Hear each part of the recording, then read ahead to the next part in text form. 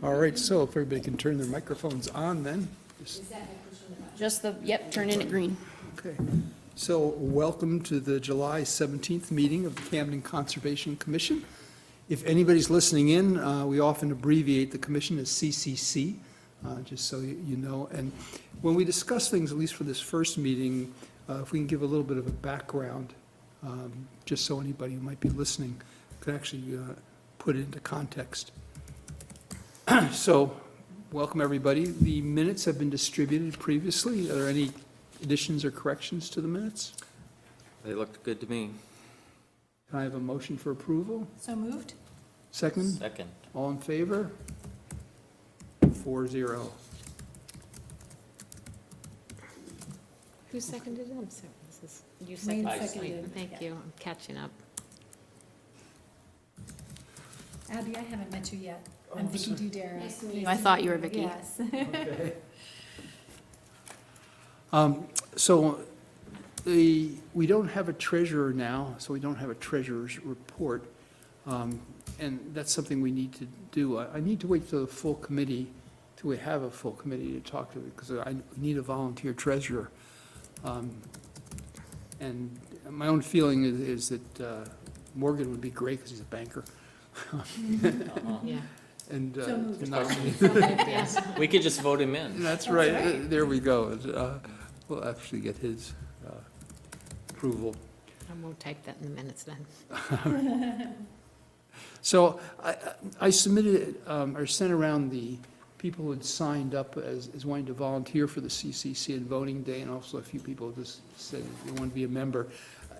Since we're recording this live, I don't think it'd be appropriate to discuss individual people, but if you have any thoughts or anybody that you think wants to become a member, we have one opening for sure on the committee. Congratulations. And You've been nominated. yes, for anybody who's listening, again, if you're interested in the Conservation Commission, please let myself, Roger Rittmaster, or Select Board member know of your interest. And the one thing that we ask is that you take on a project. You don't have to have thought of a project, we have plenty, but that you're really ready to do some work for the committee. Morgan, welcome. Hey, thank you. Nice to be here. Pending your approval, we have elected you treasurer, because we need a treasurer. Okay, I'm up for it. And you're a banker. Keep an Excel spreadsheet, I'd love to do that. There you go. Okay, yeah. Thank you, Morgan. We've actually got a list of other things we nominated you for as well. So what it means is coordinating with Jody each month to get a printout. Okay. And it'd be nice if we could automate this, so the first of the month or whatever, Okay. that we actually have a printout of all our various accounts. And one of them needs to get resolved is the SEA account, Barbara's account for education stuff, because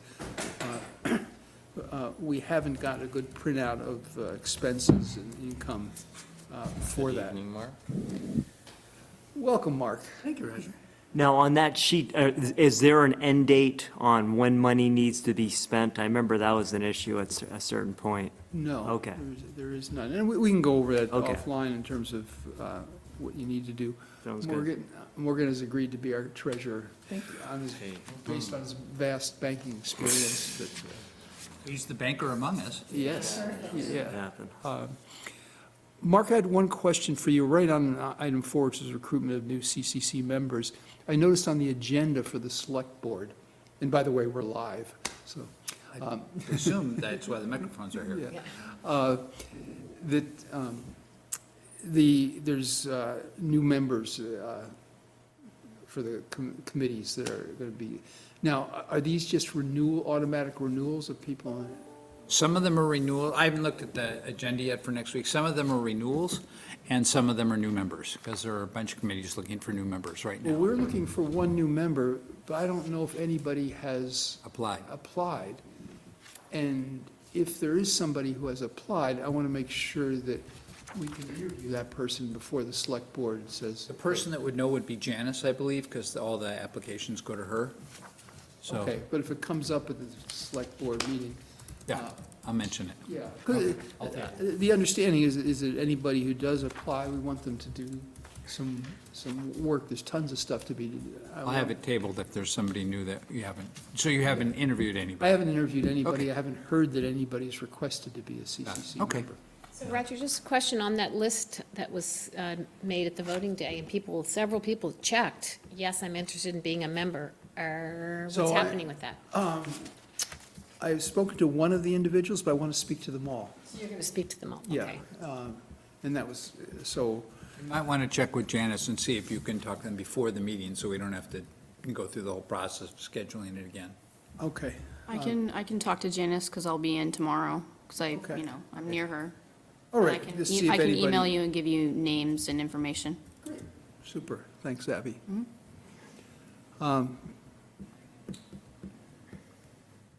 Septic systems in the McGuntacook watershed, it's item 5 on the agenda.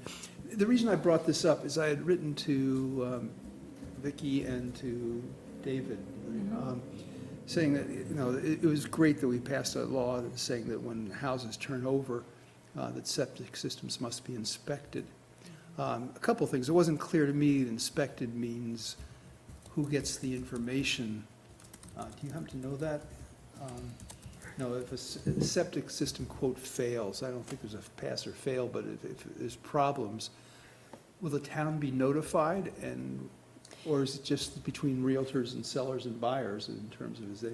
Well, I mean, I think it would work the way the law works now with properties that are coastal, which when at the closing, there's a sign there's a check mark on the closing statement that actually says, has your septic system failed? And you have to say whether it has or it hasn't. So I think it becomes, if somebody does I think it becomes a matter of public record. I'm not exactly sure how.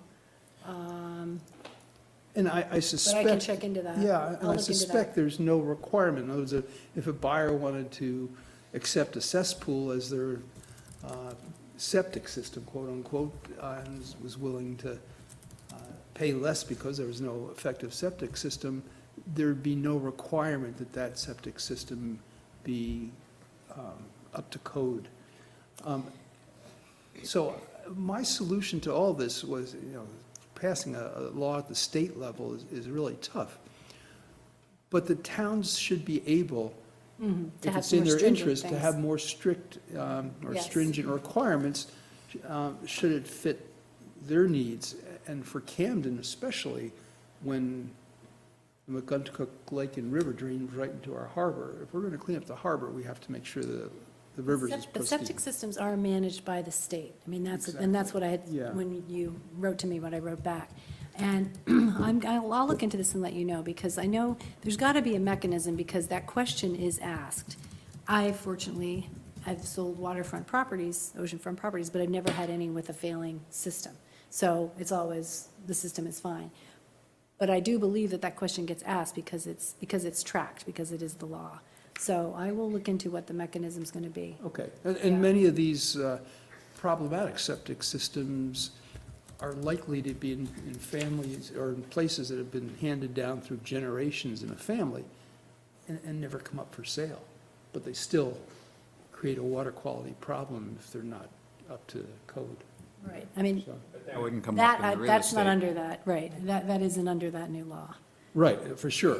And that's why, again, if we, what I That's was. education. That comes into the Yeah. education piece, and I think like working with the lake associations, I know on Pitcher that we're always talking about that, and, gradually people do, update. For sure on smaller ponds, but at McGuntacook Lake, I know the McGuntacook Watershed Association is focused on invasive plants, and minimally, they do testing, but not it's a once-a-week testing regardless of rain, and so a lot can be missed. And still, there are high values every year that get recorded.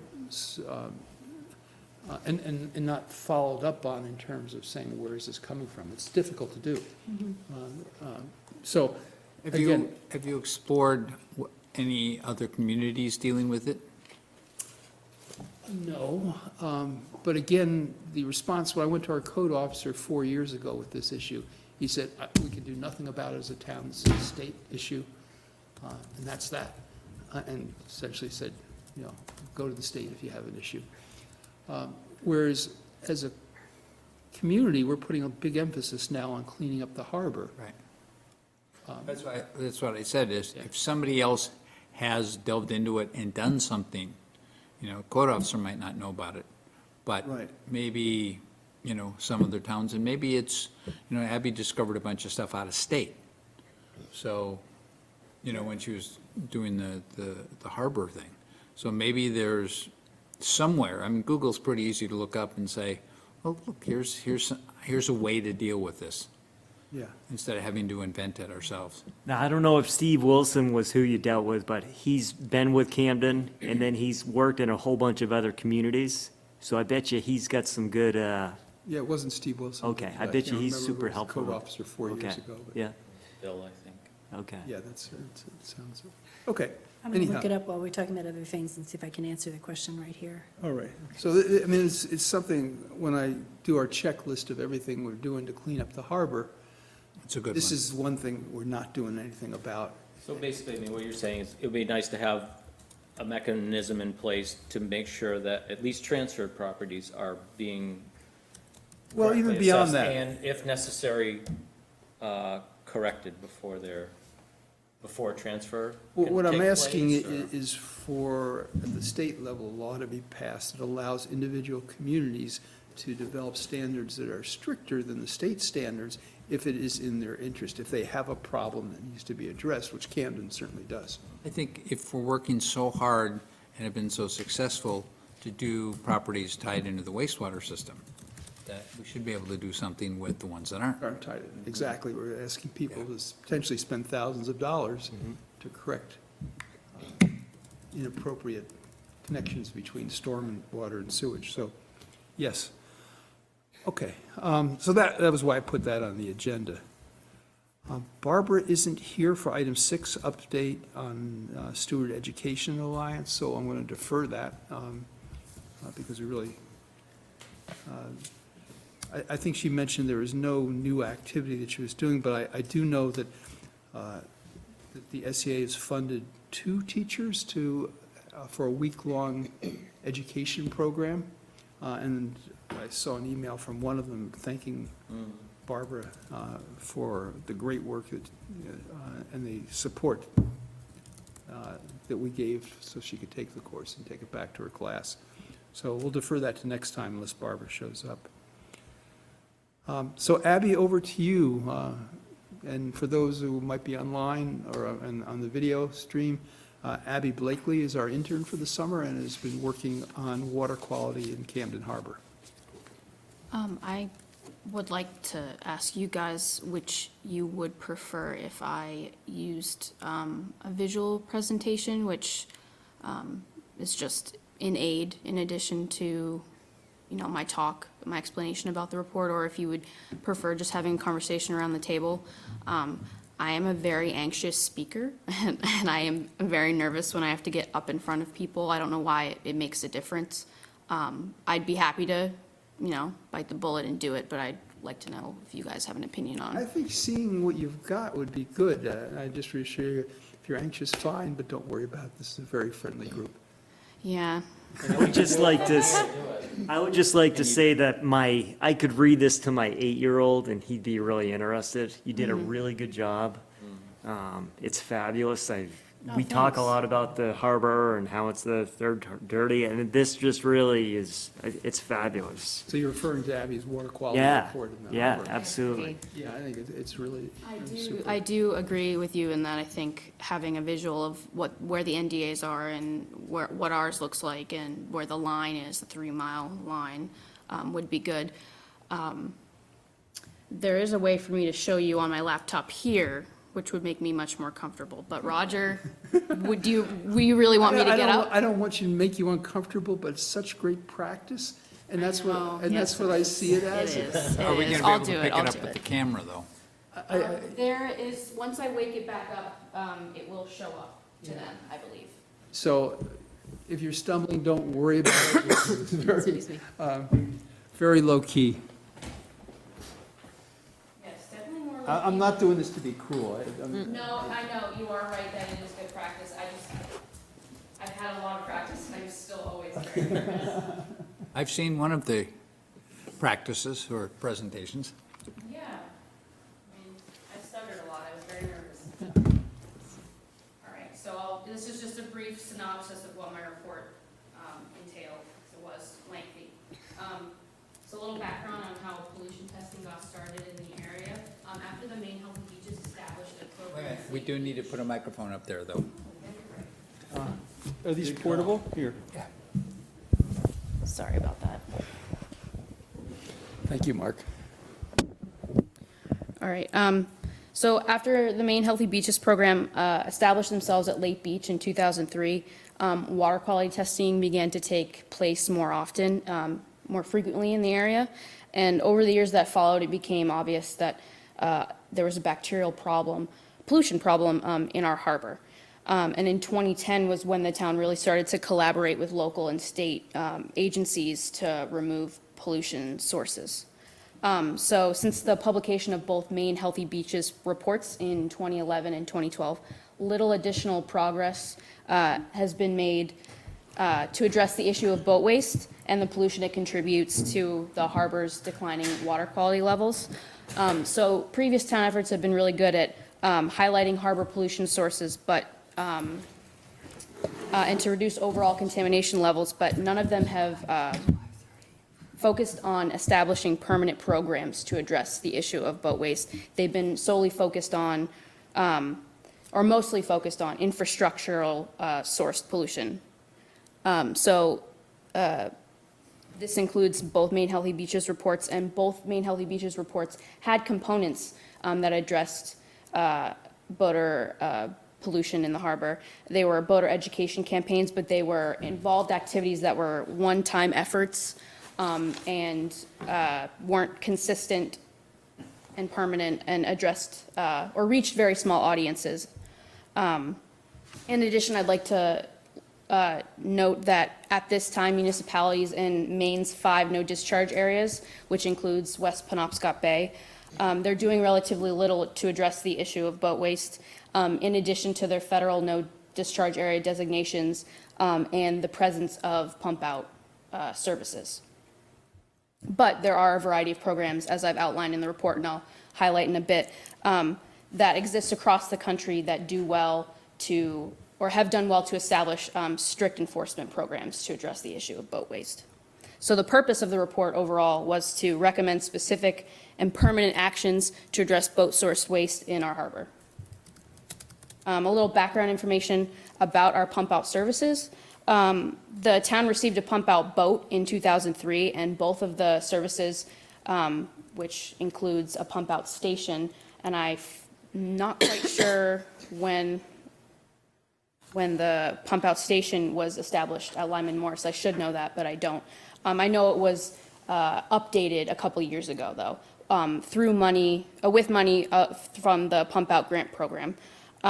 But both services are run by harbor personnel that run the services during the summer season at no cost to boaters, which is an important thing to highlight when we move forward with educating boaters about having access to these resources, because state law allows marinas to charge up to $10 per service per boat, and we have all of that money covered. We get reimbursed, the town does, after installation, maintenance fees, and paying the harbor personnel, as well as providing the service for free. All of that money gets reimbursed to the town at the end of the year. So both were installed and maintained using money from the pump out grant program. And so we apply to the state via Pam Parker. She runs the program. I spoke to her at length, and she got us the boat, and she was responsible for updating the station at Lyman Morse. We apply every year to the Maine pump out grant program, and then the Maine DEP applies for funds from the Federal Clean Vessel Act, and those funds last 2 to 3 years.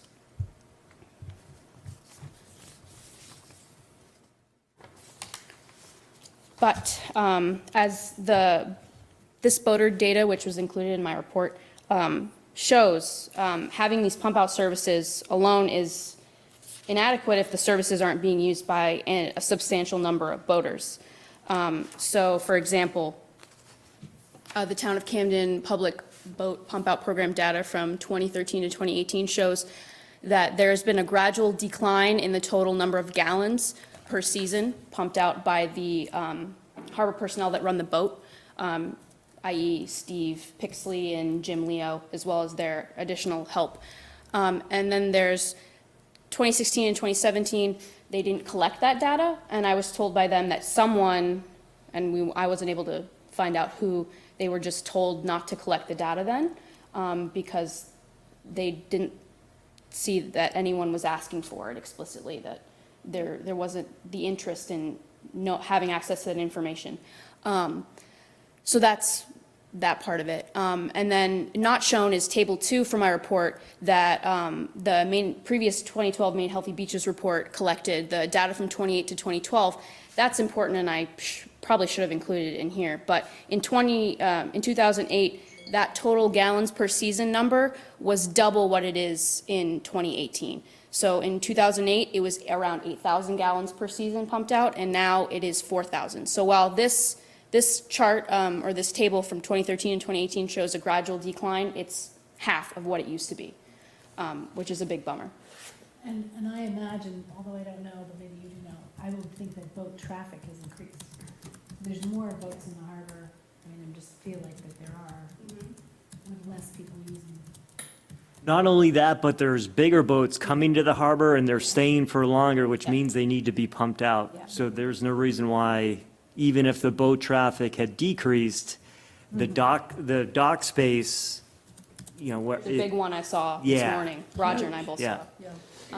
And we also have the presence of cruise ships, which is a whole other thing, and we're unfortunately unable to enforce that stuff. And it's well documented, and I'll get into that, that the Coast Guard can't adequately enforce the section of the Clean Water Act that requires the inspection of marine sanitation devices. So there's certain things that we can realistically enforce as a town via our commercial vessels that are the windjammers and the day sailors, but the cruise ships are a separate issue. And, you know, they're huge, and they take people for extended periods of time, and they have a really great capacity to pollute. But yeah, the harbor master, Steve, he told me that boating, or no, it was, I think it was Bob Falciani, or I'm pronouncing his name wrong. That's pardon right. me. That's right. He told me that he thinks boating has become less popular over the years. I'm not quite sure how that shows in the amount of moorings we give out. Definitely seems like the amount of transient boaters keeps increasing. But I think our total number of moorings we have are around 340 something, because I was just at the harbor committee the other day and they were talking about, you know, how many moorings we give out and whether or not we should put a cap on that because of the amount of space we have. It's limited, and, you know, boats might run into each other, and that's a problem. But yeah, I'm not quite sure. I was told by Steve just the other day that he thinks he's been asked to use the pump out boat a little more this season, but that's just, you know, what he's getting a sense of so far, and we're not even at peak season yet. That's usually in mid-August. So he thinks that more people are asking to use the services, at least the boat, so far this season, which is, you know, sounds good, but, you know, hopefully we'll get accurate numbers, and I've checked in with him multiple times, and he says they're, you know, they're on the dot, you know, they're taking every single log they can, and I actually gave them a brand-new pump-out boat log book, because the old one was a decade old at least, so they have that. But from Lyman Morse, the pump-out station, they also collect data. This is from 2015 to 2018, and I couldn't get any information from before then because that 2015 was when Lyman Morse bought Wayfarers, so they expunged their records from years past. The parameters, the data parameters they use over there are not consistent with those that the Camden Public Boat Pump Out uses. They don't collect a total number of gallons per service. I'm not quite sure why. I was told by Bob Flight, who is the guy who runs operations over there, that he believes, and I didn't get a chance to see myself, that there is a meter on their pump out station, itself at the dock that measures the amount of gallons. I'm not sure if that's a total number of gallons as, you know, you use it as it's in service or not. I'd like to, you know, find that out in the future. Moving forward, when we ask them to take data, it'd be nice to have them take the same consistent data. And that's a recommendation I mentioned that I'll talk about later. But they gave me the total service hours per season, the number of boats pumped out, which does not include the boats that are pumped out at the end of the season right before they go into storage. And so a lot of people have smaller boats and they don't use their head very much or accumulate very much over the season, same thing. I.e. they don't even need a pump out, really. They maybe wait until the end, until it fills up all 30 gallons, and then they pump out. So that information isn't included. They didn't give me a start time or an end time to their season, but we can assume it's around the same time as the boat. And then they provided a time for the average time per service, how long it takes to service each boat, as 15 minutes. And I saw the logs, as they were hard copies, that their dock hands estimate, but I consistently saw that each one was 15 minutes, which I don't believe to be entirely accurate, because depending on the size of the boat and the holding tank, it will take different amounts of time to pump out the boat, as well as, you know, how much waste is actually in the holding tank. And the numbers that I got, the average time per service, I just used the other variables they gave me, and I divided the number of boats by the total service hours, and I got 7 minutes, 2.28 minutes, and 4 minutes. So there's a discrepancy there. So in my report, I did a lot of research. Yeah, it usually doesn't take very much. Also important to mention is that when I spoke with Charlie Foote, the dock master, I think is his name, his title, that it's pretty difficult for larger vessels like the commercial ones, jammers and day sailors, to navigate themselves up against the dock there to pump out, and that doesn't happen very often. He doesn't see many large vessels. It's usually the medium to smaller size vessels that use their station. And from the information I've gathered from the harbor masters, Jimmy Leo told me that only 2 of the commercial vessels that are contracted under the town ask him for pump outs via the boat on a regular basis. So if it's inconvenient for them to use the station and only 2 of them are asking Jimmy for regular pump outs, that makes me think or wonder, you know, where are they putting their waste? Do you know which 2 boats those were? One of them's the Mary Day, and the other one might be the Louis R. French, but I'd have to double check again. So none of the day sailors then? I don't know. Okay. No.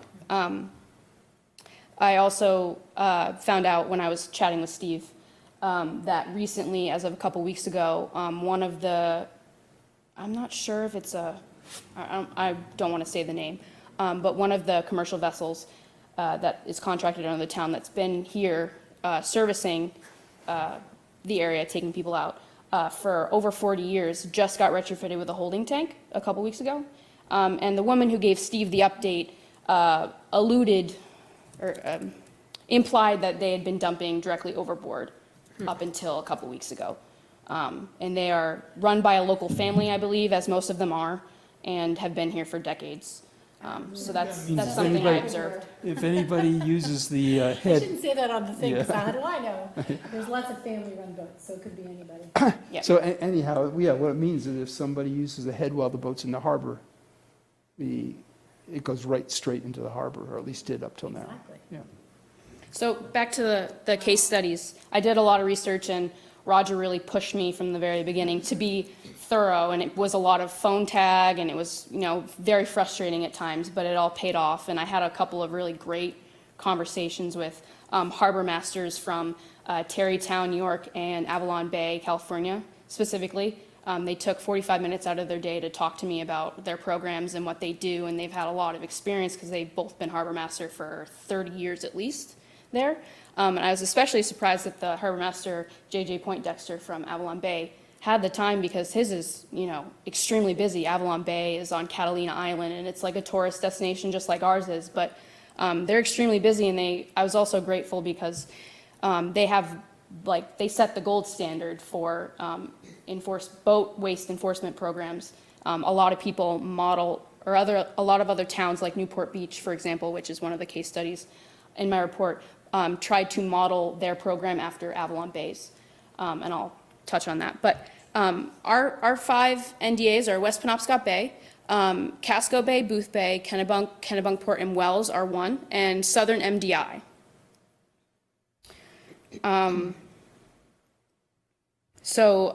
To get designated as an NDA, it's a federal designation.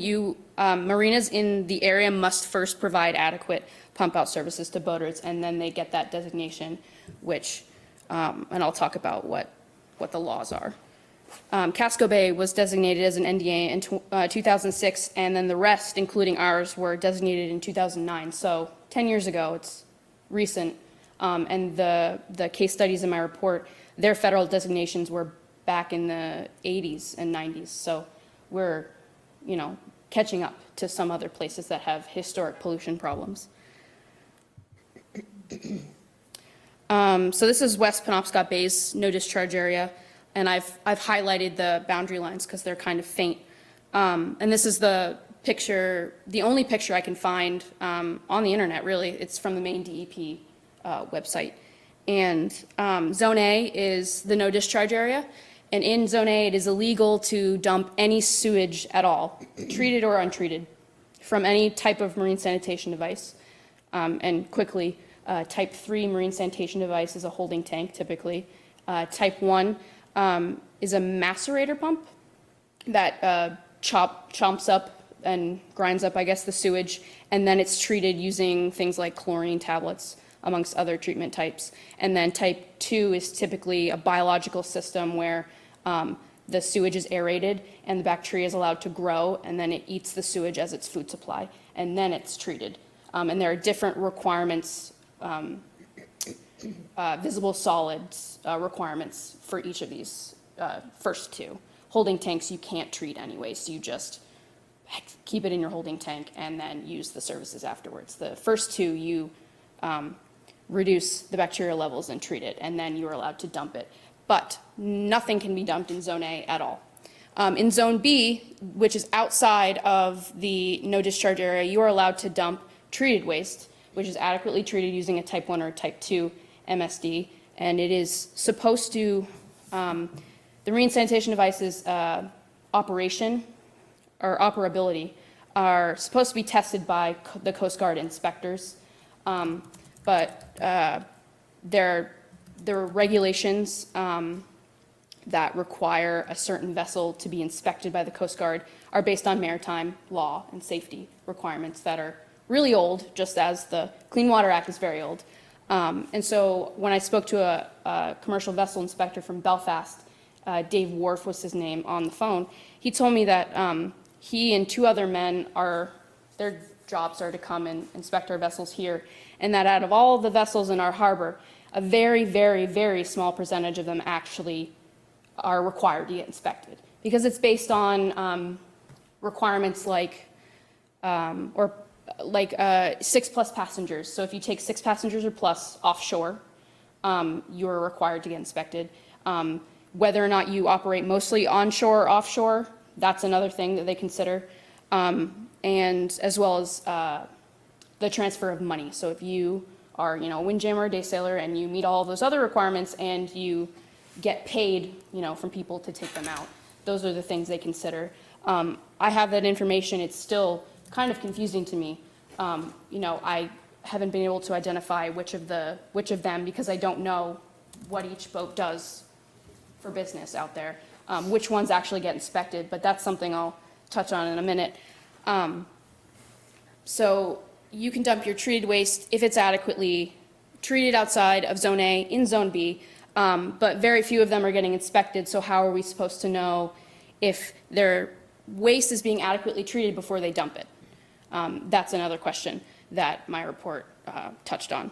Or if they're dumping or not dumping, we have no idea. Yes. But So since virtually all boats have a Type 3, a holding tank, and that's it, then they are not treating their waste, and therefore, they can't dump in Zone A or Zone B, which is all of Penobscot Bay. So, Dave also told me that off the top of his head, he could think of very few. Like on one hand, he could count the amount of boats in our harbor that he inspects that actually have types 1 and type 2. He also had the same, made the same point as Roger that most have holding tanks. On this tiny map, this is the NOAA nautical charts map. Steve has a giant blown up copy of this in his harbor master hut. If we are in Camden Harbor right there, and that green channel is just a navigation channel, so it has nothing to do with where the boundary line of the no discharge area is. But if you can picture that straight line going down, right where the West Penobscot Bay label is approximately, and that's where it ends, and you can dump treated waste outside of there. That red line way down there, that really confusing arbitrary line it's called the 3 mile line, that I believe it's just a maritime, like a really old line that was established by the Coast Guard, I believe, or I'm not quite sure what purpose it serves outside of what I'm about to tell you now. But that is the line that you must travel to with your vessel to dump untreated waste. So I've heard a lot firsthand. I've been down in the harbor talking with Steve, walking around, people coming in and being like, oh yeah, I want to use your pump out boat. Like it's so much more convenient than going out 3 miles and dumping my waste. In reality, from that dot down to there, that's much more than 3 nautical miles off land, offshore. The law is that you must be 3 nautical miles south of the landmass of Vinyl Haven. That is the law with our no discharge area in mind.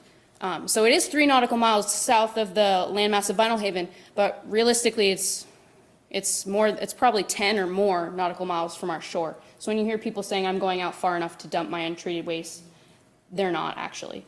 So I think a lot of this really has to do with they're not educated about it. I'd really like to believe that most people aren't doing this, with the knowledge of the law in mind and dumping anyways. I think they aren't clear on what the law is, and I do admit it took me quite a few times to clarify, and I talked to Pam for a long time, Pam Parker, and a couple other people to clarify where these lines were, because I was confused for quite a while too. And I was completely new to this, and I'm not a boater either.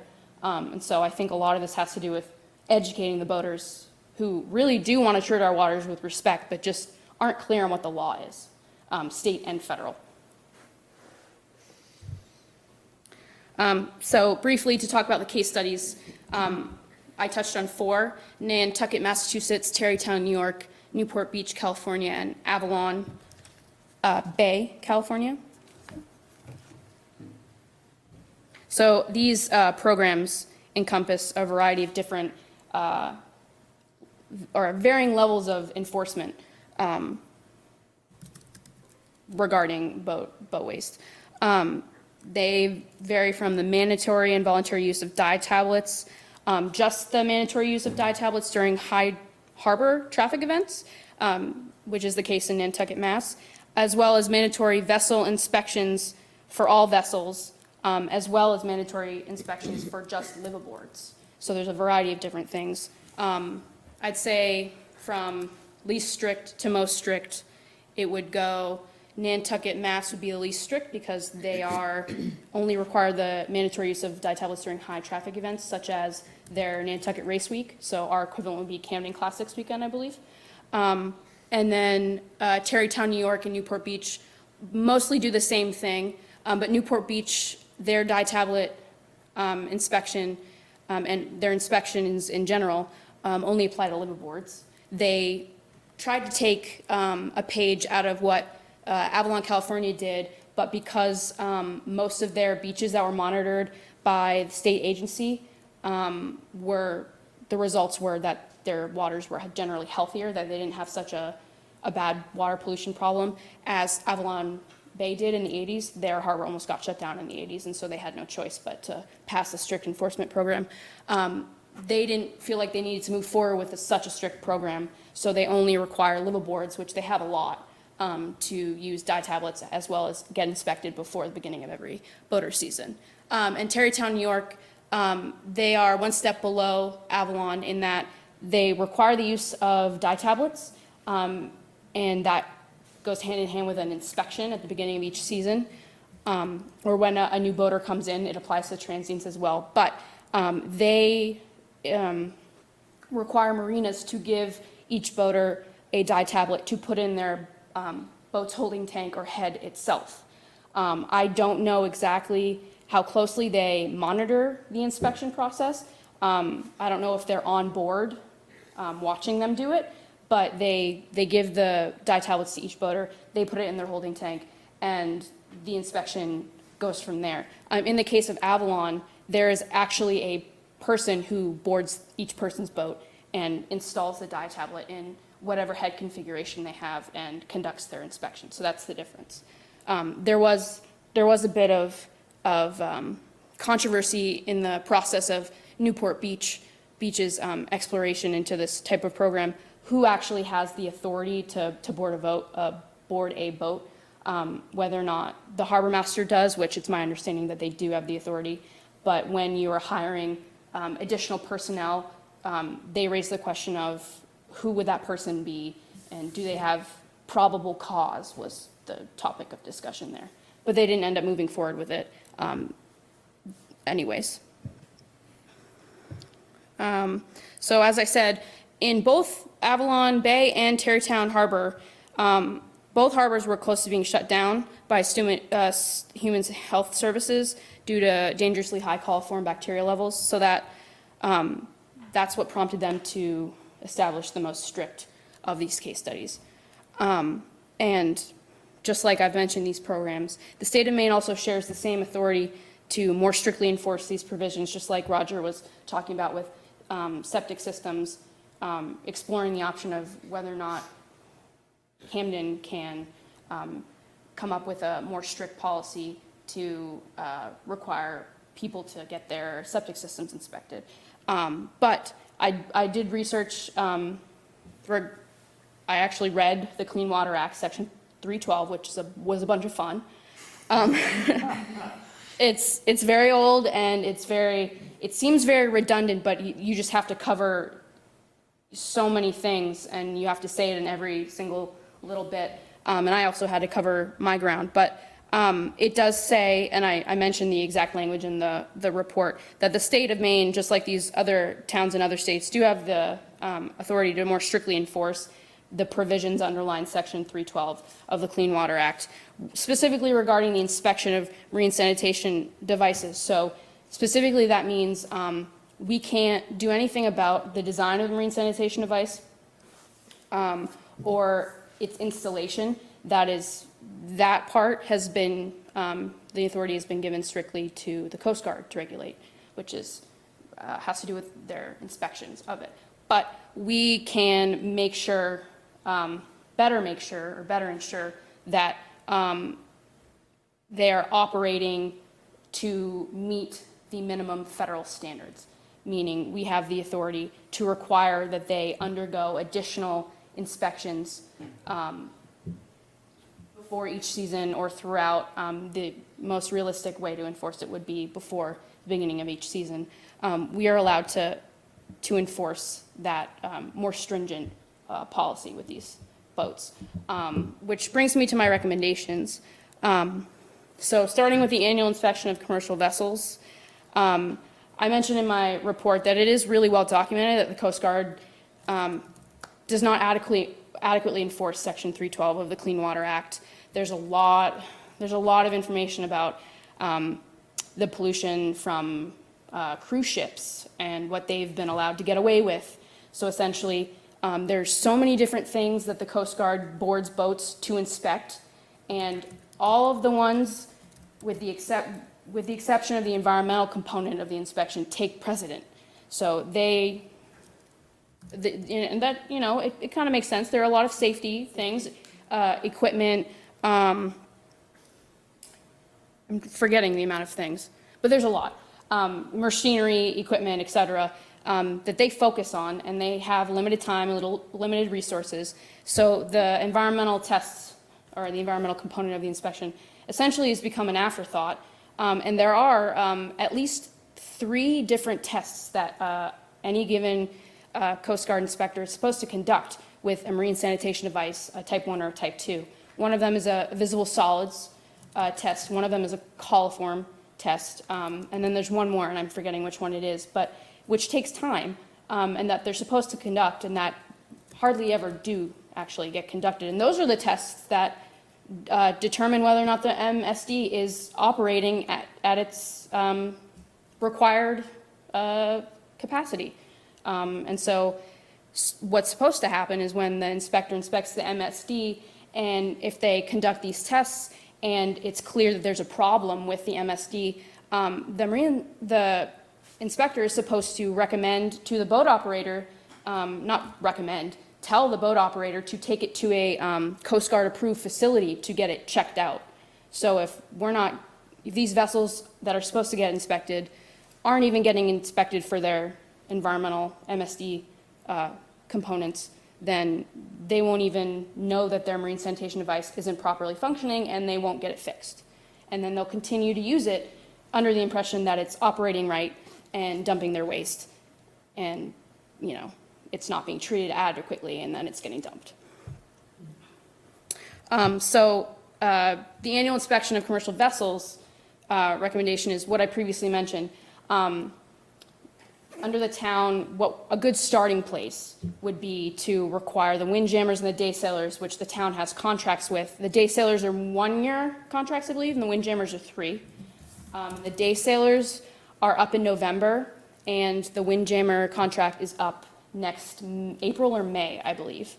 And so I've spoken with Bob Falciani, who's been my mentor because he's a boater and he's the chair of the select board. He's given me his time, and he's taught me a lot about, as well as Roger, about boating and what can be realistically enforced in the town. And he suggested that we start with the boats that the town has contracts with, because we can more realistically enforce the addition of an annual inspection with these boats.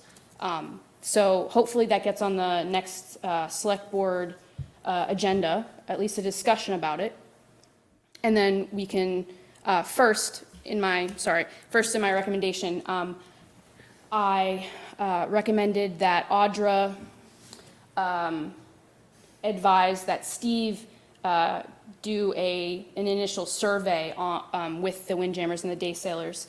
So I came up with a version of the boater pledge survey, that I'll show in a second, that I'm giving him. And before the end of July this month, Steve is going to board the windjammers and the day sailors that the town has contracts with, and fill out a checklist of what their head configuration looks like.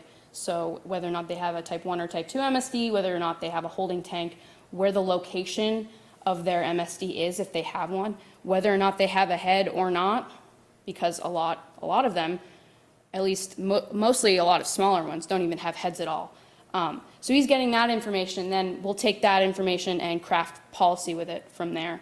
But that goes hand in hand with whatever happens at the next select board meeting.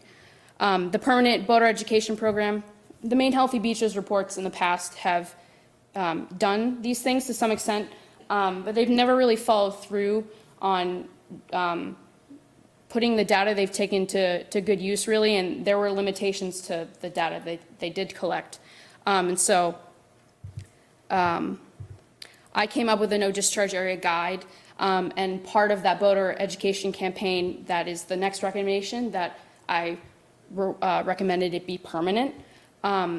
This guide shows the NDA information about what the law is, what the MSD types are. It gives you a holding tank odor tip, because that is the biggest thing that boaters are bothered with, is the odors, and I feel like that's why they're more inclined to dump their waste, is because they may have people on board, visitors, and they get insecure about the smell, which makes sense. And depending on the placement of the holding tank, odors can waft in, and it's smelly. But there are ways to, minimize your odors. and still keep your waste on board without dumping it. So that was important to include. But my recommendation outlines that copies of this be stocked and supplied throughout the boating season at the Harbor Master Hut, at Lyman Morse, at the Camden Yacht Club, because they do matter. They have boaters there, small docks, but they do have people who dock their boats there. And that they give this out to not only the mooring and slip permit holders, but transient boaters as well, because a large part of this is education, and some people think that, maybe this, where's the teeth in this, was a comment that I got from the Harbor Committee.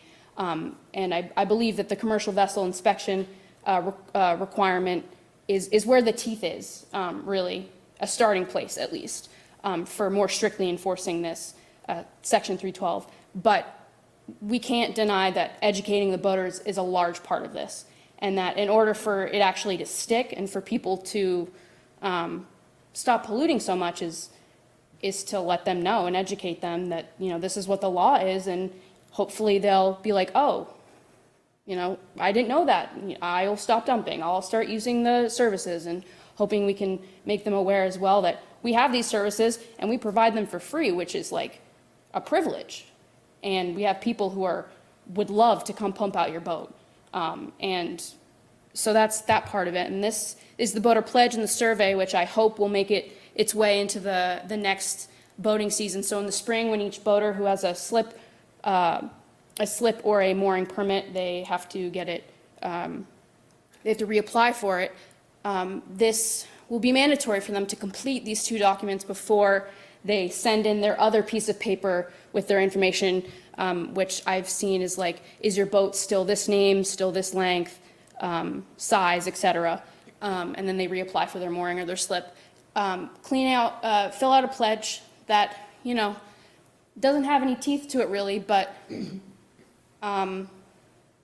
they'll provide their name, their signature, and their vessel name, and if someone ever catches them or sees them polluting, we do have this document that shows that they have said and signed their name to abiding by the state and federal law regarding the No Discharge Area and the Clean Water Act, as well as using pump out services in West Penobscot Bay, securing the marine sanitation devices, and other things like collecting trash on board, don't litter, stuff like that.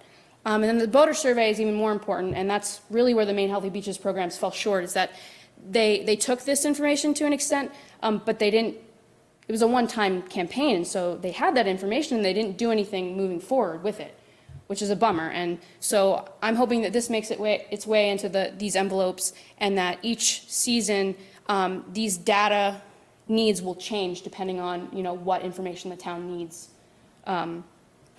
year to year. So this includes things like, does your boat have a head or portable toilet at all? And I forgot to update that copy, because I have a new copy of that includes the no, I don't have a head option, because a lot of them don't. So that's my mistake, but it has been updated. I just didn't put the picture in. Does your boat have a holding tank at all? If you have a system other than, in addition to a holding tank, please specify that is the type 1 or type 2. So the very few that do, we hope that they fill that out. Do you use the pump out services? How often? Which one do you use? Do you know, questions about the legalities, the legal side of things? And then, do you know that in order to dump your treated waste, you have to go beyond the land mass of Vinyl Haven, et cetera?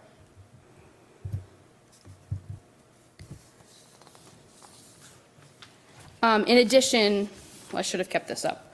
But in addition to the recommendations I just mentioned, others include requiring the pump out service personnel to keep detailed, explicit records of disposal service use, because as you can see from the tables of data I showed, they both collect data, but not consistently, and they don't consider the same data parameters. And so in order for us to get the most comprehensive picture of our usage pattern, our service usage pattern, we need both of them to be on the same page, and not only taking data consistently, but considering the same things. So we need to, for example, sit down with Lyman Morrison, ask if there's a way for them to take the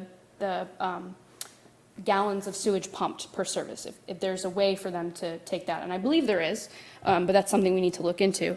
And then from there, in addition to taking that consistent uniform data, it should also be required that they electronically enter it into like an Excel spreadsheet after they've logged it via hard copy, and then provide it to the town so that we can do statistical analysis with it, because that's really important. And I just heard the other day that there is interest in replacing our pump-out boat because it's 17 years old, and which is getting old for a boat, and that there is money at the state level. Pam Parker, there are ways for us to reach out to her and ask if she'd be willing to at least fund a new boat partially. But a question that goes off in my head when I heard that was, I'm all for a new boat, but if our services aren't being adequately used in the first place, then where's the motivation to get a new boat? But also, I was told that Jimmy thinks the location of the pump out station is kind of inconvenient because Lyman Morse, their docks get crammed at the height of the season. They often block off the space that Jimmy uses or should be able to use to unload his boat into the station, because what they do is they fill up their boat and they empty it into the station, because from the station it goes directly to the treatment facility. And so if he can't even unload his full boat, how is he supposed to be able to pump out people?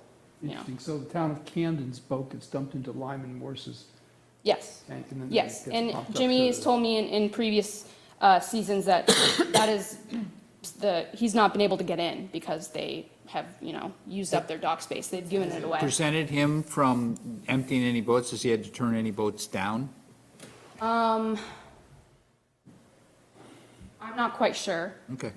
Maybe a few in past, but he seemed pretty frustrated about it because he does things by the book. He and Steve are a good contrast to each other. Steve's Yes. really approachable, and Jimmy is, he's very passionate as well, but in another sense. But Jimmy wanted to, at some point, rethink of where the location of the pump out station. He thinks that because there's a lot less traffic at the yacht club, that we should move it over there. And I think that's a good idea. There's a lot less traffic over at the yacht club. But again, if our services aren't being adequately used in the first place, where's the desire and motivation to get that money to relocate the station eventually? Especially where it's on town property. So, I would agree. Yacht club is Yeah. town property too. Yeah, that's what I'm Yeah, saying. Right, Yeah. good point. But if we're doing voter education and we're trying to improve all the ways in which this would be used, and then we should be prepared for that as well. It'd be nice It's a to think we're chicken gonna egg need more services. Yeah, I mean, if we do a good job with what you're suggesting, then we'll have more to pump out. And short of using dye tablets, keeping adequate records of which boats are getting pumped out and how much, I think it is a good incentive for a boat to come in and actually get pumped out, because if they're not pumped out all season, one or two possibilities: not using their holding tank, or they're actually dumping. And we can't Yep, prove so- which is which, but that's not the point. The point is to try to encourage use of the pump out. In the recommendation in my report, I do talk about the specific data parameters that they should consider, which includes the name of the vessel, the length, I believe the name of the operator as well, things like that, because that information isn't being consistently taken as well, if at all. To briefly touch on the other recommendations, one of them was to recommend to the Harbor Committee to consider at some point to update the discharge of refuse policy in their harbor and waterways ordinance to better reflect these reports' recommendations if, some of them or any of them get implemented. I attended a Harbor Committee meeting, and it has become apparent to me that there are so many things that, so many issues, I guess, with the harbor and waterways ordinance as it stands. I guess there are it's my understanding that there are a lot of parts of it that are overreaching and some that fall short. And so the discharge of refuge part of it, the one that talks about discharging sewage into the harbor, it is very, it's non-specific. It's very vague, just like that of all the other municipalities and the 4 other NDAs in Maine. If if at all. Some of them talk about just don't dump waste, essentially, that's what they say, and some of them don't even mention it at all. So that's something to think about, but I know that the Harbor Committee just reformed themselves, and they have a variety of different things they need to do, and they haven't come up with a work plan yet. And so that was just a recommendation that at some point they should consider that, depending on what policies actually get put in place from this report, if anything. And then lastly, recommend the Camden Parks and Rec Department work to better ensure that boaters are provided with adequate access to restroom facilities, because Jimmy Leo told me that it has become his job over the years to open the landing restrooms every morning, because the Parks and Rec people don't get there in time to open them at 7 a.m. when they're supposed to get opened. And so people go to his hut because that's where they think a person is working and will be able to open them. And he has a key, so why not? They have to use the bathroom. And Parks and Rec personnel are hours late opening them. And if we're going to encourage people to not use their heads at all or use the bathroom before they go out on a voyage, they need to be able to use the bathroom and have it be open at the time specified on the sign. So that's also something that seems like a no-brainer. And a Parks and Rec employee has actually gotten upset at Jimmy for opening the bathroom at the specified time. I'm not quite sure why. Maybe liability purpose or liability reason. But he does it when he can. And Bob Falciani also had the idea of maybe putting a key code on the door so that boaters who maybe have mooring and slip permits could be given a code to use it after hours. So that would prevent, people from using the bathroom for purposes that aren't related, other stuff. But that they'd be able to use it when no one's in the harbor, if they're getting back late or if they're trying to go out earlier than the time specified on the sign. So that's another idea. Or if they're visiting and sleeping on their boat. Yeah. Exactly, yes. That's what they do at yacht clubs when you, Yeah. that's a great idea. Yes, the Lyman Morse has restroom and shower facilities, but they're only for the people who are, use the business. And then I believe the same thing for the yacht club, they have restrooms, I'm not sure if they have showers. But those are for people who are only members over there as well. And so if, the ones on the landing are the ones that are the closest and most convenient for them to use in the harbor. And so and they're outdated, they should be redone, but there are so many other things that, take importance, I guess, take priority over this. But But the that has least we been can do is studied, keep them correct? open. We've been working on, we've actually had redesigns for the bathrooms that include installing showers. The problem is, though, is because of sea level rise, that we can't sink a bunch of money into redoing it if we have to move it, raise it, whatever. So it's, we have a study coming. We're part of a grant to have the harbor and everything, the landing studied to see what we need to do to move forward for that. So that's what's holding up the restroom redo. But the hours should be, that's ridiculous. Somebody gets yelled at for opening it up. All right, I want to make sure Barbara has time. so Okay. I just want to finish with one thing. I've been doing some work testing water at problematic infrastructure sites around town for the wastewater department this season, because that's what Paston turns have done. And I've been working with Dave Bolstridge, trying to figure out where pollution has been coming from in certain outfalls around town, different campsites. And I took a tour of the treatment facility, and they treat the waste in 4 phases, and then in only warmer months, they treat with a little bit of chlorine afterwards before they put it back into the harbor. And as I have been working hand in hand with boat waste stuff as well as on land sewage, it doesn't make any sense to me personally that we hold the treatment of sewage from on land sources to such a high level, and it's not equivalent to that of vessels that are sitting on our waters. They're not held to the same standard, and it doesn't, or they theoretically are, but it's not being adequately enforced. And so that's where that doesn't make sense to me, and I feel like we really need to take this issue seriously.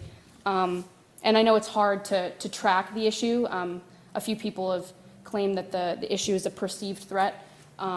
And it is hard to, it's episodic. You often don't see when people are doing it because they, most of the time, they're smart, they'll go out where you can't be within view and dump their waste. But there have been various reports, I believe Roger's gotten anonymous reports that people are doing it. And I've spoken with Jimmy and Steve, and they believe it's an issue, and based on the data, it just doesn't line up. And it is an issue, and we need to hold these treatment requirements to the same standard on land and on water. But also, fun fact, ship sewage is typically more concentrated than sewage on land because it has to be treated so much here. I believe there's 3 quarts per flush compared to 3 to 5 gallons for land-based sewage. So it's less, ship sewage is less water diluted, meaning you're going to pollute more water dumping directly into the harbor from a vessel than you are from sewage that comes from the land into the water. Thank you. Bravo. I'm really impressed. So you were nervous it didn't look at Abby? Oh, well, good, because I'm so sweaty right now. Let me just say thank you for that. One of the things the Conservation Commission and Roger, started 2 years ago with interns that have really turned the land wastewater plant situation around with inspections and stuff. So hopefully this is the next step in the beginning of an equally serious progress made on cleaning up our harbor waste. And I want to give a shout out to Bob Falciani, because he has been 100% behind this. Yeah. And has spent time with Abby and myself, and. Great. Yeah. And so- I admire the guys who work I've learned a lot from them about what they do and the things that they deal with, and it's really tough. They're finally underway their renovation project of the facility itself, because it's a building from 1969. And they proposed to have it renovated almost a decade ago, and it never ended up happening. And they had engineers over there last week, and they're finally starting the process. They're not gonna break ground for another year and a half, or a year at least. And there are problems that pop up on a daily basis, breakages in lines, other things like that they have to deal with simultaneously. And I really admire them for the work that they do, and they've taught me a lot, and I really want to help them as much as I can identify the sources of pollution from on-land things. And it's like finding a needle in a haystack. It is beyond tricky. I've been opening up manholes and looking down in there, and it's like, depending on rain events that happen, which we haven't been getting that much, but when we do, they're like freak events where we get a lot. And I'll get a spiked reading from one site one week, it'll go right back down to normal the next, and then a site that in the past hadn't been a problem, it has a spiked reading now. And the data is not consistent, in that things spike and go back down all the time, and it's really hard to follow the pollution. Well, assuming it's coming from households that Yes. probably Yep. don't They realize. can only do so much on the street itself, and a lot of these, they've sent cameras down in the pipes. They've gone door to door with the septic inspection as well, and they have on record who has floor drains, et cetera. And I think it comes down to going door to door again and asking people if we can see what their homes look like, because And it's put so dye tricky. tablets into the toilet and make sure it And maybe doesn't. that's what we're going to have to do with the boats. Yeah. I mean, when you really think about it, Yeah. because the harbor is ours, and it's ours to protect. And, I mean, I like your idea, you're right, of starting with the commercial vessels, but we could also start with the people who have moorings. Yep. Who are moorings in Camden. So those are things we can control. Yeah. And Doesn't then sound like work we're on the asking a transients. lot. No. We're We're asking not. from people that have a house in town. Why would it be Exactly, different and than someone your who has a analogy boat of on that the was water? perfect. I have a recommendation too, or a question. So there's this clean boater pledge, but there should be a bystander pledge. So last year I was down on Lyman Morris. Say something, say something. Yeah, and so I brought it up and everyone was like, everyone kind of froze and didn't really know what to do. It is an unspoken thing. It Yeah. is, you see it and you pretend it's not happening. I think that it's important to change the culture and the expectations. Yeah. That's, there's a number of other issues as well, but we've, for instance, changed the culture and the expectations for plastic bags. Right. We can do it for this as well. Yeah. And litter, I mean, if you see people litter, you say, exactly. hey, what the heck, pick that up, Yeah. you know, I mean, Yeah. sorry, My Steph. question, is this going before the select board, or what's the next step? I've spoken with Bob, and he says he's going to get the commercial vessel inspection policy to be discussed at the next select board meeting, put on the I just agenda. noticed it wasn't on the select board agenda, just came out. I'll bring it up in my select board reports, So, member reports. yeah, I mean, that's one of the difficulties I've had is, I mean, to give you another example, about 6 weeks ago, I wrote to each select board member about the styrofoam or polystyrene in docks, that we need a publicity campaign. I never got a response, and it's never come up on an agenda. But we need to do this before the fall, when people take their docks out, because that's when they'll have it. Well, isn't the method to go to a select board meeting in the very beginning where you say things that are not on the agenda, and you get it publicly on the record? I could do that, but I already sent it, you know, I did the equivalent. I can do that. I don't want to be overly obnoxious about it. I think the best thing to do is come before, make an appointment, come before the board, because when we all get individual emails, Okay, it's hard to, and it comes up on the agenda, and we usually don't set the agenda. I'd like to actually make a correction. I believe the reason why it hasn't been put on the next agenda is because, I forgot about this, and Bob told me the other day, this is totally my bad. He wants Steve to do that inspection survey first, so that we can come before the select board with policy, explicit policy language already drafted. No, he was talking about the Yeah. polystyrene. yeah, we do different things, but, and I'd like to just say Steve has been fully supportive, and Jimmy has as well. And Abby and I are just started today to do a pollution survey, bacterial count survey of the harbor every day that we can for the next 3 weeks. Where are you doing that? We're doing it at 7 different locations, Including Lake Beach. including Lake Beach, because the Healthy Beaches has relied on data from Lake Beach, but I don't think it's Once a probably isn't week. representative of That's what's kind of, it happening. would be kind of interesting, because it would link it to that also. Right, so we can actually Yeah. test the hypothesis that testing Lake Beach is relevant to the harbor. That's But great. anyhow, Steve has loaned us his boat, you know, the Boston Whaler. And so it only takes us probably a half hour once we Yeah, it really learn went a what lot we're doing. faster today than I thought.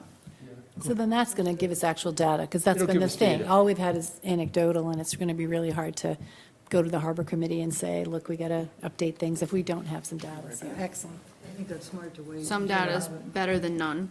Right. And there hasn't been any on the harbor, inner harbor, data taken since 2011, since the main Healthy Beaches report. So that needs to happen, so we can show that the current test that's done once a week at Lake Beach is inadequate in showing what the overall health of the harbor looks like. And that, I mean, I'm not trying to say that I want bad results, but our harbor's polluted, and we need to, a lot of people need to see, most people need to see the numbers in order to take things like boat waste seriously, yeah.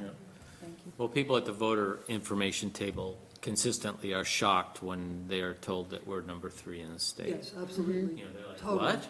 On a Can't regular be. basis, I Not get our, people not say our That on harbor. that's old, so maybe Yeah. maybe we haven't got, We're- maybe we've gotten better. Could be telling a lie, but it does get a good reaction. It would be good to have that information. I like the fact that you guys are doing multiple points in the harbor, because that seems like it would maybe Yeah. give us clues as to Yeah. sourcing also. Yeah, and my concern is it's going to be all over the place every day. Are you noting We'll the see. tide, the tide? We got the climate, tide, the temperature, everything I could think of, Yeah, wind direction, all that, wind speed. Whether it's rained heavily. Yep, that kind of the stuff. most recent rainfall and how much rainfall there was, great. all I that I get stuff. that information from Sheldon, the assistant superintendent of the wastewater facility, because I need that information from the stuff I do, and he gives that to me on a regular basis, because they have a monitor, so I can use that same one Yeah, that's great. with his. And then I got one of my old statistical buddies from where I used to work to agree to statistically analyze the data to look at correlations, yeah. Awesome. I wonder if we might be able to tie that in with the high school somehow, one of the schools, and say, here's a program that we set up, here's the 7 testing sites or whatever it is. Here's the program we've set up so that we can get that, not just this little window that you guys are doing, which is great, but, every year, every month, every, I we could think that's consistent. something that they might, I mean, again. It just seems like it's it's got to another fit way to in get with the something education else. piece in there. It brings it into the school, it also gives us a labor force. Yeah, I I think- volunteer to drive the boat. Well, I mean, the 7th grade went out and looked for plastics, as you know, and found them. And so we have to tie it into something that they're doing. There are other places that have used students for Main Streets kinds of things that are funded, and we should perhaps investigate whether there's some way to do that. But I think it's an excellent idea that we should follow It up also is on. gonna, bring that awareness that we have a problem into the school, Yeah. which then brings it home. Yeah, sometimes, well, there can be issues with kids. We can't use very young kids, obviously, but kids and testing for that kind of stuff. Barbara, now that they're over to you, anything you want to say Well, about first, it? I apologize, totally my fault. I forgot it was 5. I thought it was 5:30. I've been running since 5:30 this morning, and but I apologize, and I particularly apologize to you, Abby, because I really wanted to hear it. And what I heard, I was really impressed with, so thank you very much. I'm gonna send that to your college professor since it's on video. Absolutely. Oh, dear God. No, you should be getting extra credit and, Nice job. all sorts of. Oh, I'm a graduate. Oh, I didn't know what you meant by No, but I that. mean, for, I thought you meant send it back or something. No, yeah, I'm a year out. Okay, for, really great work. Roger, get one? yeah, no, for your Which graduate way is stuff. going? We One need more. one more over here. Thank you. Wonderful. What? This is great. Well, it's not printed terribly well, but I know I don't have very much time, so I'm just gonna plow through some stuff. Financially, we've got to figure out how to keep our record straight in terms of what we've got coming in and going out. I've got an idea of it, which I've shared with you. We did get the $500 that had been pledged. We also got a new donation today of $200 from somebody who saw this, when I asked them, which this is the rack card, that it's a little bigger, I think. No, maybe this is about the right size, and I was trying to print it, ecologically correctly, but I couldn't. And we have one problem with it, but it has already paid for itself, and then it generated $200 today. We decided to only print 500 of them, not 2,500. The reason for that is that there are some changes in the works, perhaps something working out with Rockport, who knows? So we just want to start small and see how this works. What are you calling that card? The rack card Oh, is what put I'm it in the told. rack? To put it in the rack. The real challenge we have with it is that we don't have a link that we can use effectively and for donors. Our choices are the website, the town website, but I talked with Janice about that, and she says she can't set us up with a link that goes to, for instance, permanent information about the SEA, about taking a pledge, I'm going to be a good steward, all that kind of stuff. And we can't, as far as I know, do it on our Facebook page. So for right now, we have our Facebook address, and that's what we'll use, and somehow over the next 2 Stephanie, is months. it possible to repurpose the bag site How now? about a or- GoFundMe? A GoFundMe might be a great, It's popular for a Well, it's- variety of different things, and It's- I haven't set up one before. Okay, keep Sorry. going. But people use them for absolutely everything, and and it seems like a no, that might be a, certified right. source to do that. The purpose of this is not just to raise money, but it's to raise awareness. And so where do we go to have people find some of the documents that we're coming up with that are informational? And the Facebook page, as I understand it, doesn't really work because it scrolls, it keeps going. You can't find a document. And so I don't know how to resolve that. Well, you can use a page to find a document. Because if you do if you do the page, that's a real entity kind of thing and not just a posting thing. You know, you can have a section that's about, and you can have, but I mean, I think I hear what you're saying, that probably a website's the way to go, and I just don't know the resolution, and it may exist on Facebook. there's so many platforms that are but easy to do If your somebody own has an website now, idea or it's somebody simple. can help us with that. So I know a person who develops apps in town, Okay, and I bet you I could get him to come, and I bet if we asked him, he could probably crank something out super quick.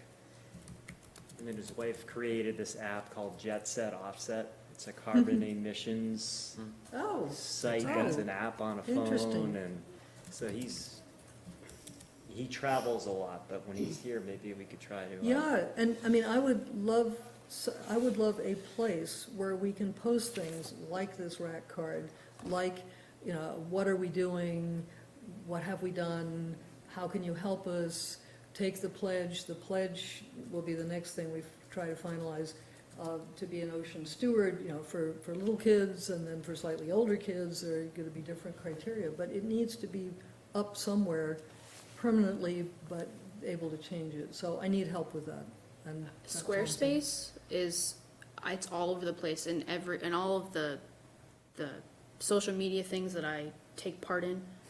It's advertised all over the place. Squarespace as being the platform tool you use to make a website really easily.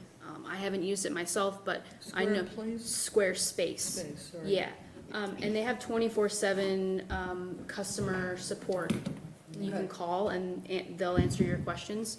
But it sounds like the CCC needs a website. Yeah, I mean, I But- have two of my own, but they're totally separate, Mm-hmm. and I know how to run those, and I'm just throwing this out, I don't think we need, kind of have time to get Yeah. down on it, but I think it's something that we need to talk about. And the other, yeah, money shouldn't be a limiting factor, because the Conservation Commission has funds that we can apply to this. So expertise is a limiting factor Yeah, yeah, for and all of us. Well, maybe we can talk about it at another meeting, because we do have the BYOB.org website, but its Yes. domain name is BYOB for Bring Your Own Bag, and somebody would have to look into whether you can change all that out. Yeah. Right, and it may be that we need a county conservation, and then we have all the Yeah. sub-things that we're all doing. But I think that's another conversation, but I just wanted to tell you that. I've been planning to meet with Lyman Morris, and they've been wonderful, and they're eager, but then they got the regatta, and so we're meeting after the regatta. The rack card I can pass along, the website we've talked about. what? Where are those About cards money, gonna about go? support. okay, Money and support and interest, and I've talked to them now several times, but Oh, excellent. not like done a formal presentation. The rack card is going to go in places like the Chamber of Commerce, the library, the schools, anywhere we can think of. But we're starting, as I say, with just 500. Let me just pass. I think I mentioned to you before, if there's places that you're gonna put them where there's not a rack, Yes. you know, I yes, can thank turn you out some racks for Yeah, that. which is fabulous.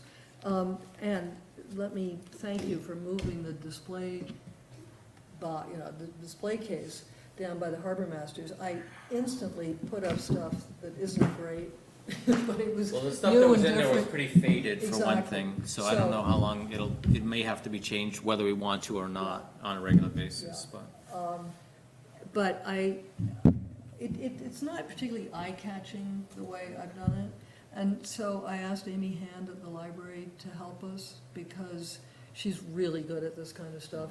And she and Elfie and I are meeting tomorrow to talk about that and to finalize these things, because I'm hoping that you'll give me any further criticisms by tomorrow morning. And so we're doing that, and the other thing is, and I think I sent this around to you already, but we've already had one of our teachers go to Herringut, and she wrote me the night that she got back from the first day, just saying how much she loved it. She was And, excited, you yeah. know, and then at the end of it, and I'm meeting with her and the other teacher, when the other teacher gets back, which is the 31st, so we're having supper together or something, so that we can take it the next step. And they've already agreed to help us spread the word about this, and And they seem very enthusiastic, and I think I think the experience will really help them teach stewardship. So I'm very And pleased this, about that whole purpose was for the implementation of the program, right? Wasn't it? Remember how you were, the course that Herring got was to help implement? Well, again, it's a culture change. Okay. It's a, how do you teach stewardship? Teachers aren't taught how to teach stewardship. So how do you integrate the teaching of stewardship and awareness of the environment and the importance of the watershed and the harbor and the ocean? If it's not part of your curriculum, you have to really work at knowing how to do it, and how to work it into your curriculum. But the wonderful opportunity we have is that both our elementary school and our middle school are going to project-based curriculum. And there's all sorts of reasons they're doing that, but that means that they need projects. And they also, I've taught teachers, and it's really hard, given the number of requirements, to find any time of the day, any capacity for anything new. So very few of them have been trained to teach project and place-based education. And so one of the things that Herring does for our teachers in the elementary and middle school is to give them the opportunity to learn how to do that and give them a subject, which happens to be ocean stewardship. So to me, it's a really good fit. And I'm excited that we've been able to do it. And so I think that where we are as a little subset here of the CCC is that we've raised enough money so we can show that we can do some things. And I'm very grateful to the 4 anonymous donors and the bank, Camden National Bank, and Hammond Lumber, and for all this help. But now we need to spread the word, and we need to spread the interest in supporting this, not only in terms of donations of money, but engagement and awareness of the issues. So that's what we're. So before you got here, I talked about the fact that we have an opening on the CCC. I would love nothing more than have someone help you, because you're doing great work. So it's something to keep in mind, that if you see or know of someone who would be interested in joining the CC with the purpose of helping us promote this educational initiative, I think that'd be great. We've never done it before. Yeah. Had a good education initiative, and we have it now, and thank you. Well, we have the start of it, and I had a wonderful conversation with Kim Kimball, who's the head of the Rockport CC, yes, the RCC, and I think there's a really wonderful opportunity here, because she went to you, and you said, well, we've already got something. She was interested in having a Rockport education program. And I gave her everything we've done, everything we've had, all, at least in writing. And on the basis of that, we felt that she needs to talk with the people in her group. I need to talk with you. But it seems to me there's a huge opportunity, because we're working with the same kids in the schools. Yeah. And it's a nice way for the two CCs to work together. She, for instance, wants to do a fair. Well, we did a fair, Hamilton Wenham Green did a fair, it's 10 years ago now. But the first one, I found some of the stuff that we had put together, and I think it could be useful. But we had 250 people come to the first one, and 450 people come to the second. And they were really roaring successes. And so I think that there are all sorts of things that we could do if we were working together. And she suggested the high school be heavily involved, and I think that's great, except that there isn't time and capacity and all the rest of it. But there will be ways to bring students in with their ideas and things that they feel they can do. So. Sure. The other thing you don't know is Morgan's now our new I'm the treasurer. treasurer. Yay! It's funny, because I was so hoping. I thought, okay, I'm totally hopeless with numbers. I can't do it. Who can do it? Oh, Morgan could do it. Yay! Plus, I came a few minutes late, too. So, Yeah, right. Yeah. and, the reason I've been so insistent on this is that this has been, you've been doing everything, which means you've been recruiting the money in, you've been spending the money. I just want to make sure everything's transparent, so you never get burned. Right, no, I appreciate that, and it's, yes and no, that's not the way we want it to go. We want it, I mean, I want to get it to the point where I can disappear. That probably will never happen. No, Yeah, I no, know. but I that's, understand. that's, I think, the goal with anything you start. Right, so who wants to take over as chair of this committee, because I'd like to disappear. That rule did not apply to you. But I think It's for that life. Yes, yeah, that's what. Sorry. Yeah. when I did Hamilton Wenham Green, I was spending 30 hours a week, and so were a couple of other people. And it was time to grow it so that it had a hired person. We're nowhere near there at this point, but I could see that it needs a board at some point, it needs, some kind of clear rotation, all Yeah. sorts of stuff. But I think we're 2 or 3 years away from that. But yes, no, I don't want to do anything all by myself. And Elfie, let me just thank Elfie publicly. She has been absolutely wonderful and works very, very hard, and Amy as well. So there is this core group that's really solid and wonderful and committed. Okay, I'm going to switch. Vicki, anything from Augusta that you want to bring up? Anything? No, we're on hiatus right now. Yeah. So, I'm going to look into what you and I talked about, and I think perhaps you and I ought to have a meeting with Steve. Maybe that's the way to go, to talk to him about the sewage stuff, Yeah. the septic stuff. I think that'd be a way. Steve Wilson, who's our new Okay. code enforcement officer, just to talk Yeah. to him about how the whole process works. That might be a Excellent. good thing to do. But no, we're on break until January, so. Okay. yeah. So are you going to drive that, the meeting with Steve? Yeah. You gonna- around and everything? Yeah, I'm around for the Yeah, next okay. 6-8 weeks. Sure, yeah. Have someone, have you passed these around to schools? I in the am area? anxious to talk about the brown tail moth because Oh, so you many want- people are reaching out to me about that. Okay. So, The Rubber Soul I movie volunteer starts at to 7, bring these so. to school. you're going to do that. I mean, another topic? Brown tail moth. Wasn't that on our agenda? Okay. No, but go ahead. It's been so in the news, it'd be a good thing to talk about it. And I've had a lot of people reach out to me thinking that we were going to be talking about it and sending me their horror stories. And, and apparently now it doesn't end with the caterpillars, but the moths are also, one homeowner wrote to me, she has moths all over her yard. Their hairs are toxic as well. My leg and my arm. She had, her boyfriend went with a blowtorch and she said, now my lawn looks like, the surface of the moon. But So. what I are our can- options as a town? And then, I want to see what the state can do too.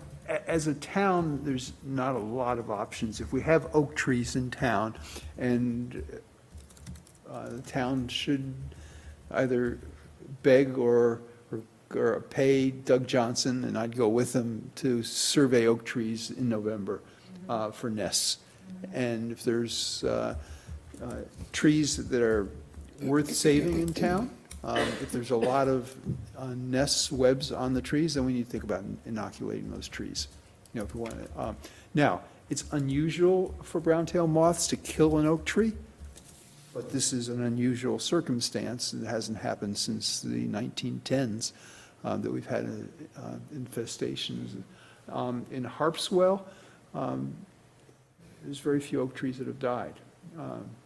But I think we're also talking about the people. The Yes. people are really Okay. suffering. And I think our tourism could suffer. Certainly Lake Magonacook has been hard A lot of hit. people have come and- into the town office, I'm right next to the town Yeah. manager, a lot of people, emotional people have come Wayne's, in. Wayne's grandchildren didn't come up because of it. I mean, it's happening, where people I are don't think asking there's, about it. certainly wholesale spraying can be more of a problem. First of all, it's not legal in Camden, but let's say there was an exception made.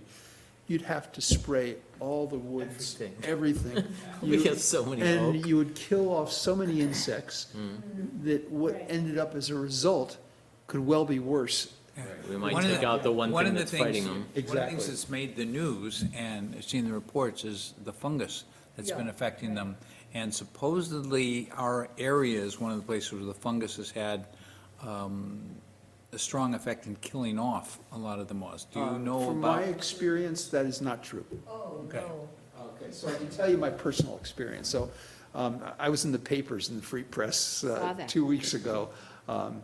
Because my solution to my immediate property is to attract the adults and kill them. And how do you do that? With lights. They're super attractive to lights. So for the past 2 weeks, and it's going to continue, I put out bright lights on my back porch, turn off all the rest of my lights. And so I was getting a few brown tails and using my fly swatter to kill them.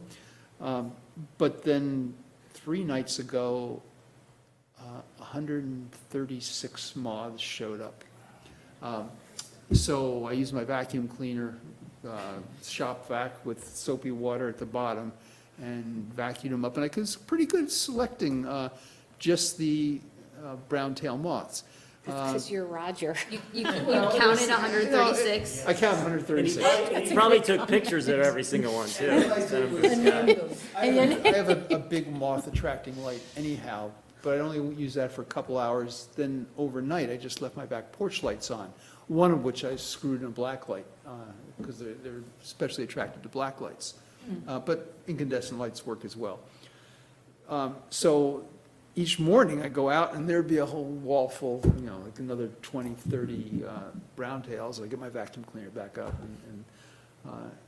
and so 2 nights ago, it was the 138, or 3 nights ago. 2 nights ago, it was down to about 35, and last night and this morning, it was again another 35. So it's been over 200, like 208, I think was my total. In just your house? For the 30, yeah, so now I was hoping my neighbors would do the same, but I had zero uptake on anybody coming saying, Roger, show me what you're doing. And Did you tell Can them you be- about it? Because Yeah, maybe oh, that's yeah. what we have to do, is do little neighborhood. No, I've sent out an email list, and no, last year I had a couple come in and actually look, but nobody actually came and say, okay.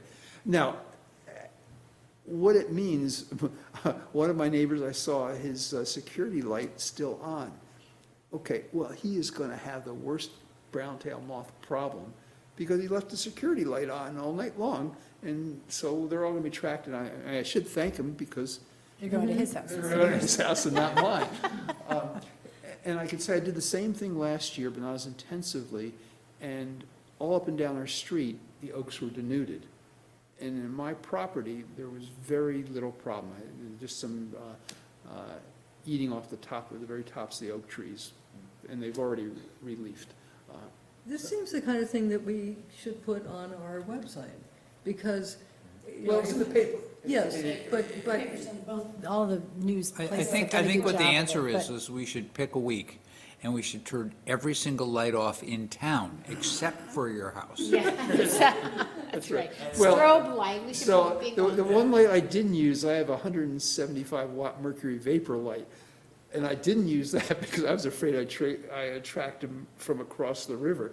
So I'm Maybe not we gonna can go put to the out river. Krieg lights, Yeah, you know, because and then Like they'd the be so drive-ins used to strong have. that I'd bring them in from all over the place. And there's just no way that we as a town or as a state can solve, the problem's got to solve itself. And the way it solves itself, I don't think the fungus is the solution, because that'll only be, well, first of all, we've had a very wet, cool spring, and I can tell you, in our neighborhood, it didn't do a bit of good. We've got plenty of adults. There's a lot of predators of brown-tailed moths, and any caterpillar, and it's mostly wasps that attack the caterpillars, and inject them with eggs. Stink. And so there's going to be a rebalancing, and sooner or later, all the parasitoids, they're called, wasp parasitoids and certain flies as well, their populations will increase. They're getting well-fed, so they'll, Yeah, and they'll just, because they've kept them in check up until now. yeah, exactly. Or, we're not sure what, but it's one of the various mechanisms, control mechanisms has, and I think we have to wait. And so, yes, people are itching, and, but other than essentially doing what I do for their own personal property, which helped. I think we had less of a problem on my property than our neighbors did in terms of itching and stuff. But it means a real commitment. That's what Ed was doing the same thing with the vacuuming up the caterpillars he owns a place in Beaucaire, and he said it was just like a horror movie, like, I mean, the house was, I Caterpillars- mean, I think Beaucaire Avenue was especially badly hit. Did he count? There are He just went out and shot thousands vacuuming them up. and thousands of caterpillars. I don't think doing it, except just to clean off your house because there's so many caterpillars on them, if you have an oak tree above your house. Well, he had the oak trees taken down. So, I mean, that's the other thing, is like, people are gonna like, vendettas against oak trees. That's right, Good that'll luck with solve that it. one. But Yeah. it's not only oak trees, it's also. Birch and some of the others. native trees. Fruit trees. But eventually, but I think Yeah. oak isn't oak their Yeah. favorite, Oak but is then their they'll go to favorite. others Yeah. if. And But they oaks are will go to tall. shad and- The problem is the oaks are so tall. I had the, one adult I found yesterday on my raspberry laying eggs. And I wish I had just let her go ahead, but I was killing Japanese beetles, and I just evacuated, because I would love to see how long exactly between when the egg nest forms and when the caterpillars. Interesting. It would have been just interesting, and I was just in the process of killing. I Is the just killed town, Kill mode, you're in kill mode. I wish I hadn't. is the town contemplating doing anything on town property in terms of the nests in the winter? Well, that's what I was suggesting. That's, is that we that's actually- November, we have to discuss Yeah. it then, so we have some time to. Yeah, is that we should go around, and I mean, I don't know how many oaks there are downtown. If there are crabapple trees in town, there Yeah. are specimen trees. Or right age. The oak trees are very tall. Yeah. Right, so getting rid of the nests is, I'd say, impossible. It'd be very, very expensive. Inoculating individual trees is doable. You mean injecting? So it makes Yeah. them, Oh, what, yeah. unpalatable You have to to the drill- moth? Yes, it It kills was them off when injecting they chew, gets into insecticide the into the weeds. tree. So anything that eats that oak leaf, and oaks are one of the best hosts we have for multiple species, will die. But it's only that one oak tree. In other words, other oak trees around, we're not gonna wipe out And a, there Or would so only like be you said town before, we're- trees. There would only be town trees, so that doesn't Yeah. really help. yeah. Well, it doesn't solve the problem of itching, and I don't think that's a solvable problem, other than nature needs to take Wait its for, course. yeah, wait for a rebalance. But It's scary. aggressively treating one's own property, maybe next year people want to learn from me, and I'm happy to show them what they would need to do. I'm happy to Maybe show we ought to do neighborhoods. something on it. I mean, Yeah. we are the Conservation Commission. Maybe we can do a little, I think we should have. when is the maybe- time to do it? In November, to talk about the nests and getting rid of the nests so if you can that's one- see them. Yep, Or earlier, so people have a chance to think about the cost You're and up. the rest of it. And So- we could do something at the library. I mean, Yeah. I think we should do a film series too, but that's a separate thing, but not about this, but about general. If we can stuff. make it fun and show like do a horror movie about. Show and tell bugs horror and- movie, Mothra. Mothra was a movie I saw when I was a kid in the Philippines at the naval base. This is a good Mothra idea, was a Stephanie. Japanese moth. I'm about to say the It was meeting's really adjourned. scary. How about that, Roger? Isn't it time to adjourn the meeting? Yes. These minutes are getting long. okay. I want to publicly We're like thank hours. Stephanie for taking over the minutes. Oh, Are you that's taking them over or fabulous. just for I tonight? told Roger I'd be secretary. Thank you. I really appreciate it. Thank you. Thank you So- very much. Okay, and I should have said this beforehand, but since it's being videotaped, the minutes can actually be relatively brief, saying, here's what we've done, here's. Roger. Now we'll tell you. Save that for the end of the meeting, not the beginning. It's only 2 pages. Okay, Okay. that's good. All right, See good that to quick. know. I had a couple of changes on there that I want to go over with Barbara for I Barbara. think I did change that on there. It is changed. Oh, the on and the, Yeah, it should be. oh, I don't know. We are officially adjourned. Abby, can you? I'll just show you what I disconnect the, found. the And video everyone stream? Yes, mute their and I need.